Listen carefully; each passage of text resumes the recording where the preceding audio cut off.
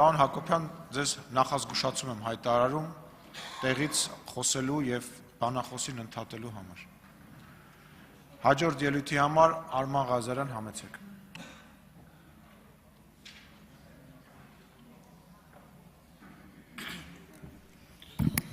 Սիրելի հայրենակիցներ, Տիկին Ջուլակյան, իհարկե ես մի փոքր ուշացումով միացա,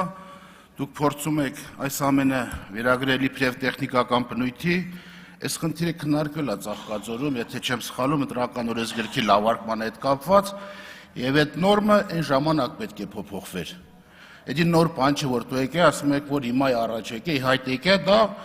եւ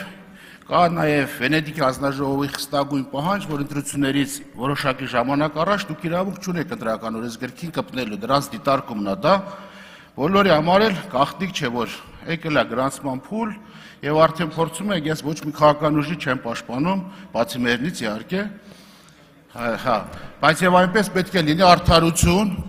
արդարություն, որը որ ստեղ կոնկրետ դուք խախտում եք։ Արդյոք վատարկող նորմ չի։ Մարդը գնացել է պետ ռեգիստրում գրանցել, բերել եկել արդեն ԿՀ-ում գրանցելու ժամանակահատված, բերել եք ոտի վրա ձեռի հետ գիշերվա ընթացքում ինչ-որ մտածել եք, որ կարող է այդ մարդու անունը խանգարից էր քաղաքական ուժի, վերում փոխում եք եւ ստեղ մեծ առողջությամբ փորձում եք հիմնավորել, որ սա տեխնիկական բնույթ է, որը մենք նոր ենք իհայտ բերել։ Ոչ, այս խնդիրը 2022-ից սկսած իհայտ է եկել, 24-ին էլ լայն քննարկում է եղել ընտրական օրենսգրքի լավարկման ժամանակ եւ դու հաշվի չեք հրվարկի գործընթացը ձեր շահերին հակառակ է գնում քաղաքական փորձում եք այս օրենսդրական հիմնարար սկզբունքներ փոխեք, որպեսզի արմարեցնեք ձեր քաղաքական ուժի քիմքին, էսա ձեր ամբողջ խնդիրը, ուրիշ բան չկա, դա եւ փորձում եք հանրությանը մեզ ամոզեք, որ սա տեխնիկական բնույթի խնդիրներ է, սա բացարձակ տեխնիկական բնույթի խնդիրներ չէ, սա քաղաքական ուժի եւ անձի հետ կապված պայմանավորված ռեյտինգի խնդիր է, որը փորձում եք ընտրական օրենսգրքով կոտրեք եւ ջարդեք։